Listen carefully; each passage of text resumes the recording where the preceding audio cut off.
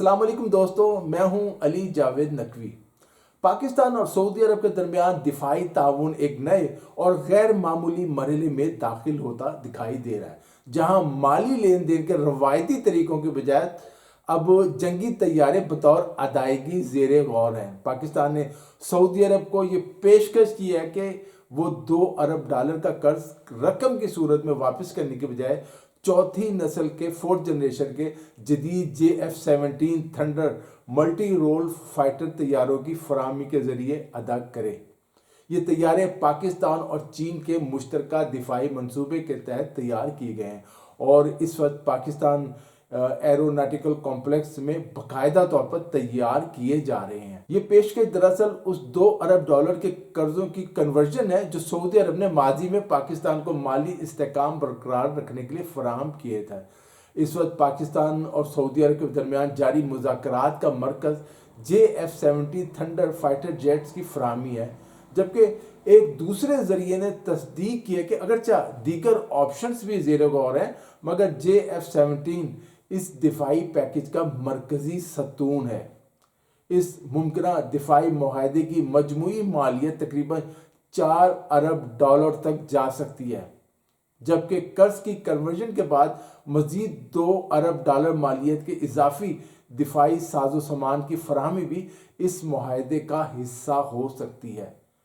یوں یہ معاہدہ محض قرض کی واپسی نہیں بلکہ ایک بڑے اسٹریٹجک دفاعی شراکت داری کی شکل اختیار کرتا دکھائی دے رہا ہے۔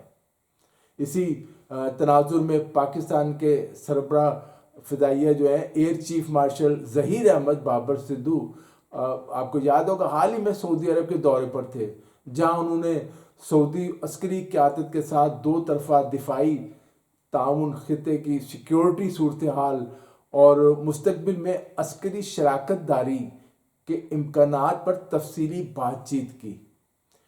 یہ دورہ اس امر کی نشاندہی کرتا ہے کہ دفاعی تعاون اب رسمی سطح سے آگے بڑھ کر عملی اور طویل مدتی شکل اختیار کر رہا ہے۔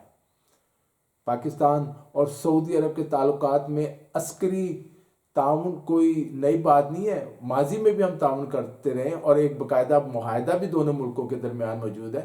پاکستان طویل عرصے سے سعودی افواج کو جو تربیت بھی فراہم کرتا آ رہا ہے، جبکہ سعودی عرب نے مشکل معاشی جب بھی پاکستان میں مشکلات ہیں پاکستان کو مالی سہارا دیا۔ اب اس تعلق میں دفاعی ٹیکنالوجی اور اسلحہ برآمدات کا نیا باب کھلتا نظر آ رہا ہے۔ حالیہ برسوں میں پاکستان نے اپنی دفاعی صنعت کو مضبوط بنانے اور اسلحہ برآمدات بڑھانے پر خصوصی توجہ دی ہے اور پاکستان اس میں بہت کامیاب رہا ہے۔ بہت زیادہ پاکستان کو دفاعی حوالے سے فائدہ پہنچ رہا ہے۔ گزشتہ ماہ اسلام آباد نے اقوام متحدہ کی پابندیوں کے باوجود لیبیا کی نیشنل آرمی کو JF-17 سمیت دیگر ہتھیار فراہم کرنے کا معاہدہ بھی کیا، جس نے عالمی سطح پر خاصی توجہ حاصل کی۔ اس سے واضح ہوتا ہے کہ پاکستان اب دفاعی ساز و سامان کی عالمی مارکیٹ میں ایک بڑا اور سنجیدہ کھلاڑی بن کر ابھر رہا ہے۔ JF-17 تھنڈر ایک چوتھی نسل کا جدید single engine multi role fighter طیارہ ہے، جس سے پاکستان ایروناٹک کمپلیکس اور چین کی چینگڈو ایئر کرافٹ کارپوریشن نے مشترکہ طور پر تیار کیا ہے۔ ماشاءاللہ، شوف كيف خشمه، يا سلام، الله اكبر، شوف اللفه۔ اگر یہ معاہدہ حتمی شکل اختیار کر لیتا ہے تو یہ نہ صرف پاکستان کے لیے قرض کے دباؤ میں کمی کا باعث بنے گا بلکہ ملکی دفاعی صنعت کے لیے ایک تاریخی کامیابی بھی ثابت ہوگا۔ دوسری جانب سعودی عرب کو بھی ایک نسبتاً کم لاگت مگر جدید جنگی طیارہ میسر آئے گا جو اس کی فضائی صلاحیتوں میں نمایاں اضافہ کر سکتا ہے۔